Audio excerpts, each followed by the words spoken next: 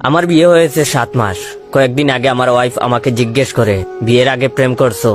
আমি না বললে ও বলে, বলো সমস্যা নাই, এক বয়সে পুলাপান প্রেম করেই, বলো সমস্যা নাই, তুমি কি কোনোদিন কারো প্রেমে পড়ো নাই? তখন আমি সরল মনে আমার স্কুল জীবনের থাকা প্রেমিকার নাম বলি। ওর নাম জান্নাত। কিভাবে প্রেমে পড়েছি, কয়দিন ছিল সব বলি, এবং এসএসসি এক্সামের পর ওর বিয়ে হয়ে যায়। ওই দিন রাত থেকেই শুরু হয় আমার উপর কথা শোনানো। ও রাতে ঘুম ভেঙে দেখে আমি মুভি দেখতেছি। তারপর ও বলল, জান্নাতের সাথে কথা বলো। সকালে ঘুম থেকে উঠলাম, আইসা বলে, এত দেরিতে ঘুম থেকে উঠছো, সারা রাত জান্নাতকে স্বপ্নে দেখছো? এখন আমি যাই বলি, যাই করি, আমাকে সারাদিন জান্নাত জান্নাত করে। গতকাল আমাকে বাসায় আসার সময় চা পাতা আনতে বলেছে, আমি ভুলে গেছি। আসার পর বলে, জান্নাতের কথা ভাবতে ভাবতে ভুলে গেছো? কিছুক্ষণ আগে আমি বারান্দায় বসে আছি, আইসা বলে, তোমার কি মন খারাপ? জান্নাতের কথা কি খুব মনে পড়তেছে?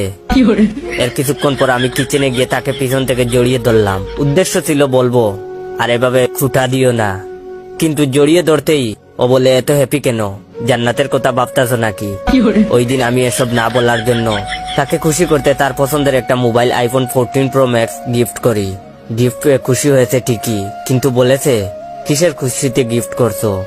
আজকে জান্নাতের বার্থডে নাকি? ইভেন জান্নাত নাম নিয়ে একটা গানও বানিয়ে ফেলেছে।